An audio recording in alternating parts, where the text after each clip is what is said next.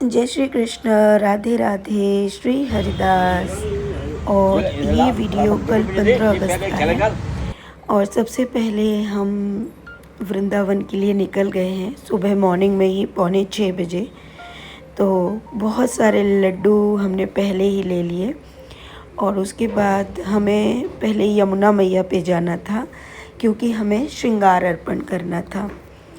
और इसके लिए मैंने पंडित जी से पहले ही बात कर ली थी और मैंने उनसे पूछ लिया था कि श्रृंगार जो अर्पण करना है तो क्या मैं इस किनारे से उस किनारे तक मैया को साड़ी अर्पण करूं। तो उन्होंने कहा क्या तुमने कोई मनोरथ मांगा है।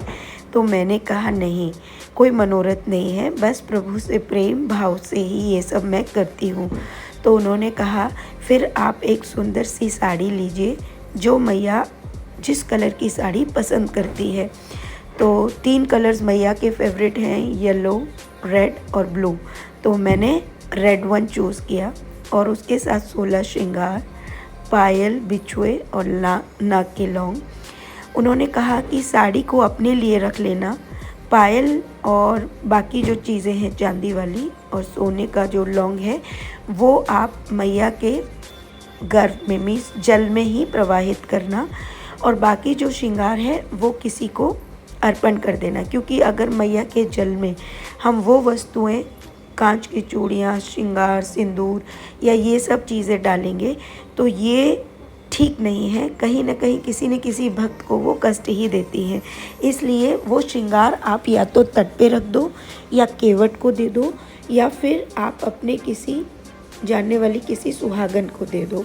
क्योंकि हमारा कोई मनोरथ नहीं है, इसलिए हम सिर्फ वो चीज़ें अपनी खुशी के लिए कर सकते हैं। तो वहाँ के लिए हम निकल गए। लेकिन यमुना मैया पे जाने से पहले हम मानसरोवर वाली राधा रानी पे गए। सबसे पहले हमने मानसरोवर पर पूजा अर्चना की। हवा बहुत तेज़ चल रही थी। उसके बाद हमने वहाँ पे पता किया क्या लड्डू और केले हम मछलियों को डाल सकते हैं, क्योंकि ये मानसरोवर में सबसे अधिक मछलियाँ हैं। तो उन्होंने कहा लड्डू तो उन्हें बहुत ज़्यादा पसंद है मछलियों को, तो तुम डाल सकते हो। और तो हमने वो भोग वहाँ पर लगाया। उसके बाद हम राधा रानी के हमने दर्शन किए। उसके बाद वो भोग प्रसादी उन लोगों तक पहुँचाई जहाँ तक पहुँच पानी मुश्किल होती है। तो इस तरह से हमने वहाँ पे किया। यहाँ पर ये दोनों बच्चे बिल्कुल कृष्ण और बलराम की तरह लग रहे थे। उनकी छोटी सी बहन भी थी। लेकिन तब तक लड्डू जो है गाड़ी में थे, गाड़ी काफ़ी दूर थी, तो उसकी जगह हमने उसको न्योछावर दी कि बाबू तू ऐसे खुश होना। तभी उसकी मम्मी भी आई और मम्मी जी को भी वो न्योछावर प्रदान की। ये सब वीडियोस में आप सबको दिखाना ये इस चीज़ के लिए है ताकि आपको ये पता चले हम पुण्यों को कैसे अर्जित कर सकते हैं। हमारे मन के अंदर अनंत भाव आते हैं।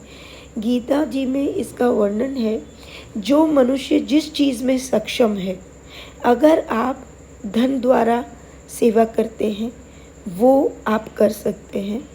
आपके पास धन की कमी है, अभाव है, तो आप परिश्रम करके शरीर के द्वारा श्रम करके सेवा कर सकते हैं। और दोनों ही चीज़ों में आप सक्षम नहीं हैं तो मानसिक सेवा भाव द्वारा कर सकते हैं।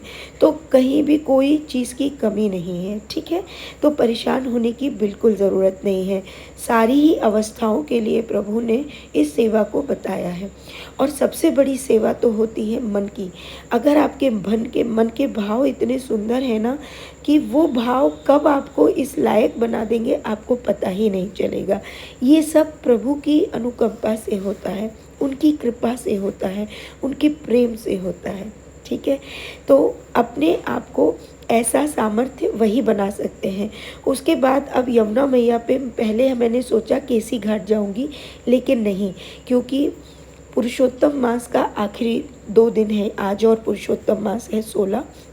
आज अमावस्या का दिन भी है और बड़ा ही पुण्य दिन है आज का। आज के दिन किए गए पुण्य फल बहुत बहुत मतलब आगे तक जाते हैं।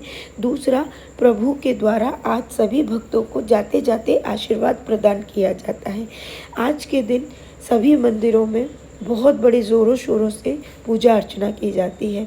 आप जिस प्रकार भी कर पाएँ वो आप पर निर्भर करता है। तरीका मैंने तीनों बता दिए। इसलिए हमने देवरा बाबा के उधर गए, क्योंकि मैं कोई भी चीज़ भीड़ में करना बिल्कुल पसंद नहीं करती। मैं चाहती हूँ कि जब हम प्रभु का आह्वान करें या कोई भी चीज़ प्रदान करें, वहाँ पर भीड़ नहीं होनी चाहिए। तो जिस प्रकार हमने गुरुजी के द्वारा जानकर उस विधि द्वारा ये सारी चीज़ें यमुना मैया को अर्पित की, उसमें से साड़ी उन्होंने कहा था कि तुम स्वयं के लिए रखना, मैया का आशीर्वाद समझ उसे पहनना, क्योंकि उसे भी जल में प्रवाहित नहीं कर सकते, और तुम स्वयं पहनोगी और इस भाव से पहनना कि ये यमुना मैया ने तुमको प्रदान की है। तो मैंने वही किया। तो ये सारी चीज़ें होने के बाद हमने वहाँ पूरा आह्वान किया, पूरे भाव के साथ यमुना मैया के साथ काफ़ी पल, क्योंकि सारी चीज़ें वीडियोज़ में रिकॉर्ड नहीं की जा सकती। ये तो वो शॉट्स हैं जो जानबूझकर और थोड़े से बिन जाने आप सबके लिए लिए जाते हैं, ताकि आप सब इस आनंद को भोग सकें, प्राप्त कर सकें। और यहाँ पर ये सारी पूजा अर्चना करने के बाद जब हम केवट को, जो केवट होते हैं, नाव चलाते हैं, हमें उन्हें भी ज़रूर दक्षिणा देनी चाहिए। साड़ी ज़रूर दी जाती है। तो हमने भी वो चीज़ की थी, क्योंकि ये चीज़ हमें पता थी, मीन्स बता दिया था। उसके बाद हमने वहाँ से पूजा अर्चना करने के बाद हम वृंदावन की तरफ निकल गए थे। और वृंदावन में भी भीड़ थी, लेकिन ये तो प्रभु की कृपा है कि हमारी गाड़ी हमेशा ही वृंदावन में पहुंच जाती है। अब जैसे ही कल शाम को जब हम लौट के आ गए थे, हम 3:30 बजे घर आ गए थे। हमारे आने के बाद हमने देखा, पता चला कि वृंदावन में बहुत बड़ी घटना हो गई है। जो दुर्घटना ही कहूँगी, उसके बारे में मैं आपको बताऊँगी। अब मैं आपको ये बता दूँ, स्नेह बिहारी जी यानी बिहारी जी के पीछे वाले रास्ते जो पार्किंग है, हमेशा हम अपनी गाड़ी वहीं पार्क करते थे, लेकिन कल पहली बार लाला ने गाड़ी वहाँ लाने ही नहीं दी। हमारी गाड़ी कल वहाँ गई ही नहीं, क्योंकि भीड़ थी। तो कान्हा जी ने दूसरा रास्ता हमको दिखाया और हम दूसरे रास्ते से पैदल गए, लेकिन दूसरे रास्ते से आज हम उस ओर गए ही नहीं। आपको मैं ये बता दूं, वृंदावन में जो घटना हुई है वो उसी पार्किंग में हुई है जहाँ हमेशा हमारी गाड़ी खड़ी होती थी, और हमेशा ही मैं वहाँ गाड़ी खड़ी करवाती थी। तो कुछ फैब्रिक या सामान लेते थे तो वहीं पे आके वो भैया रखवाते थे। लेकिन कल पहली बार हम वहाँ नहीं गए, क्योंकि हमें पता चल गया था कि वहाँ अभी नहीं जाना है। तो मैं आपको बताऊँ, और इतनी बड़ी दुर्घटना उसी स्थान पर हुई। बाप रे, जब ये चीज़ हमें पता चली तो कहते हैं ना, ये सत्य है कि मृत्यु का कोई क्रिया किसी को पता नहीं होती। ठीक है। फिर उसके बाद हम लाला से मिले, लाला के दर्शन किए। मैं ये बात आपको बाद में बताऊंगी। यहाँ पे लाला के दर्शन होने के बाद प्रसादी वगैरह वितरण की। भीड़ बहुत ज़्यादा थी, और भीड़ देखकर मेरे मन में सिर्फ एक ही बात आती है कि दर्शनों के लिए जो इतनी भीड़ अब जो उमड़ रही है, ये सिर्फ दुर्घटना या प्रॉब्लम्स ही क्रिएट कर रही है। स्वयं आप सबके लिए भी और बाकी जन के लिए भी, प्रभु के लिए भी, वो मैं बताऊंगी इसके बाद। यहाँ पर फिर हम अष्ट सखी मंदिर गए, पीछे की तरफ से आराम से। वहाँ पर पंडित जी ने हमारा बहुत सुंदर, मतलब क्या बताऊँ, इतना राधा रानी का प्रसाद हमको पवाया। और उन्होंने बताया कि आरती के समय पहली बार वो हमारे साथ ही हैं, आरती में वो नहीं गए। उन्होंने कहा कि उनको ऐसा भाव राधा रानी द्वारा प्राप्त हुआ। तो ये सब कृपा है। उसके बाद हमारे घर जो प्यारा लाला आने वाला है, बिहारी जी आने वाले हैं, उनके लिए ये चांदी की मैया यमुना के साथ आवाहन करते हुए, क्योंकि बिना मैया के प्रभु की आरती नहीं होती है, तो ये चांदी में हमने कल खरीदा। धीरे धीरे हम प्रभु की एक एक चीज़ एकत्रित करते जा रहे हैं, जितनी हमारी क्षमता है, जितना हम कर सकते हैं। कहते हैं ना, प्रेम में कोई लिमिट्स नहीं होती। तभी वहाँ ये प्यारी भक्त भी मिली, बहुत प्यारी भक्त है, प्रभु कृपा करे उन पर भी। उसके बाद हम वृंदावन से निकल लिए और उसके बाद यहाँ पर बहुत सारे हमने पहले ही सुबह मॉर्निंग में ही हमने केले वगैरह ख़रीद के हम भर लेते हैं और फिर उसके बाद जहाँ जहाँ हमें जीव मिलते हैं वहाँ से हम सेवा करते हुए निकल जाते हैं। अब हमारे पास आगे चल के ना सिर्फ 3 साड़ियाँ बची थी। अब मैंने कहा कि हमें सिर्फ इतने ही व्यक्ति मिले कि ये तीनों साड़ियाँ चले जाएँ। अगर ज़्यादा मिल जाएंगे तो हम उनको दे नहीं पाएंगे और बड़ी गंदी फीलिंग आती है मन में जब आप कोई चीज़ पूर्ण ना कर पाओ या कम पड़ जाए, है ना। लेकिन यकीन मानना आगे जाके 3 ही माता बैठी हुई थी। बाप रे, मैं तो शॉक्ड हो गई थी कि सिर्फ 3 ही है और 3 ही साड़ी हमारे पास शेष थी। उसके बाद हम निकल लिए वहाँ से और हमने कहा कि अब सीधे घर चलते हैं। हम हमारा कोई भी समय बिल्कुल व्यर्थ नहीं करते। जितना समय के लिए हमें प्रभु वहाँ भेजते हैं, जितनी देर सेवा चलती है, जो भी हमारा काम होता है, अपना सामान लेना, फैब्रिक लेना या कोई भी चीज़, हम वो सब लेते हैं और उसके तुरंत बाद हम अपने घर के लिए, अपने बच्चों की सेवाओं के लिए हम अपने घर आ जाते हैं। कोई चाट पकौड़ी नहीं, कोई कुछ नहीं। भूख लगती है तो हम आगे जाके देख लेते हैं, लेकिन ज़्यादातर ऐसा होता है कि कहीं ना कहीं और वहाँ से हम सीधे मतलब लाला जब भी ऐसे होता है ना तो हम समझ जाते हैं खूब बारिश बहुत आनंद आ रहा था। अब जैसे ही हम लोग घर आ गए, हम लोग 3:30 बजे अपने घर में थे और यहाँ पर आने के बाद मुझे पता चला वृंदावन में वो हादसा हुआ, बहुत दुख हुआ।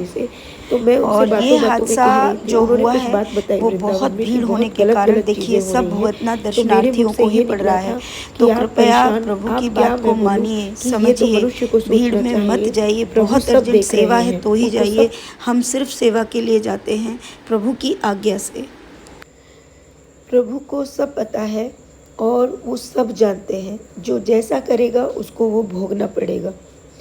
कल जो दुर्घटना हुई है वो इतनी भयंकर है कि कल एक वीडियो, मतलब वहाँ की क्लिप मेरे सामने आ गई, लेकिन मैं आप सबके लिए वो पोस्ट नहीं कर सकती। आप सबका दिल दहल जाएगा। हे भगवान, सारे दर्शनार्थी बाहर के थे। 15 से 12 लोग मतलब नहीं रहे।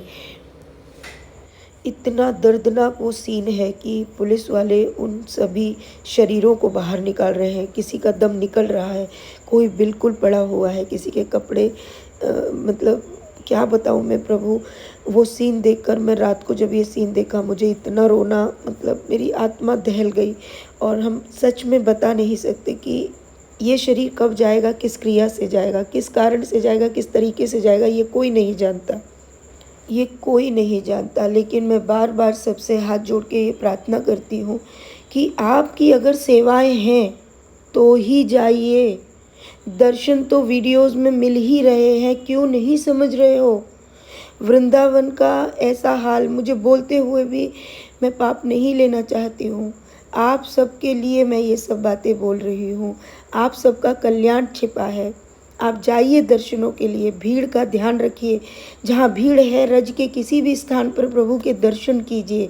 उन स्थानों पर जाइए जहाँ भीड़ नहीं है। प्रभु कण कण में वास करते हैं। धाम ही जाना है, 84 कोस में जाइए। रही मेरी बात, मैं बार बार बता चुकी हूँ कि मैं प्रभु आदेश पर जा रही हूँ। मुझे नहीं पता कि मेरा ये शरीर कैसे जाएगा, लेकिन कम से कम मैं इस बात को मतलब मानती हूँ कि मैं प्रभु आज्ञा से उस चीज़ को, आप सब मानते हो कि प्रभु आज्ञा से ये हो रहा है, सब प्रभु आज्ञा से हो रहा है, लेकिन फिर भी अपनी तरफ से तो कुछ सावधानियाँ बरतिए, कोशिश कीजिए। अपने आप को ये समझाने की कोशिश कीजिए कि प्रभु आपको दर्शन दे ही रहे हैं। आपके भाव, आपकी सेवा, आपकी भक्ति, उनके मतलब दर्शन से जीवन की शुद्धता सब हो रही है। बस आपके भाव इतने ऊपर होने चाहिए। अगर हमको जब कोई सेवा हमारी नहीं होती, यकीन मानिए हम अपने लालाओं की ही सेवा में रहते हैं, क्योंकि वो प्रभु ही तो है ना। आप सबके लिए प्रभु ने बोला भी। अब मुझे सिर्फ इस बात का भय है कि जन्माष्टमी, हरियाली तीज पर ये भीड़ कैसे रुकेगी। हे प्रभु, कोई बड़ा हादसा ना हो जाए। प्रभु बार बार बता चुके हैं कि वृंदावन में या किसी भी तीर्थ स्थान पर ये जो भीड़ बढ़ रही है, ये सभी, अब कैसे मैं बोलकर पाप नहीं ले सकती। मैं सिर्फ बता रही हूँ, आपको समझने की आवश्यकता है। भक्त का मतलब क्या है। अगर आप धन द्वारा या शरीर द्वारा सेवा के लिए जा रहे हो तो जाइए। सिर्फ दर्शन के लिए जा रहे हो, सिर्फ घूमने जा रहे हो, बिल्कुल मत जाइए। और जब आपको लगे कि इस समय उचित समय रहेगा, मैं तब दर्शन के लिए जाऊंगा या जाऊंगी, तब ही जाइए।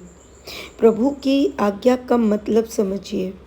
और अगर फिर भी कोई नहीं सुन रहा तो मैं कुछ नहीं कर सकती। एक बार वो सीन देख लिया ना तो आपका दिल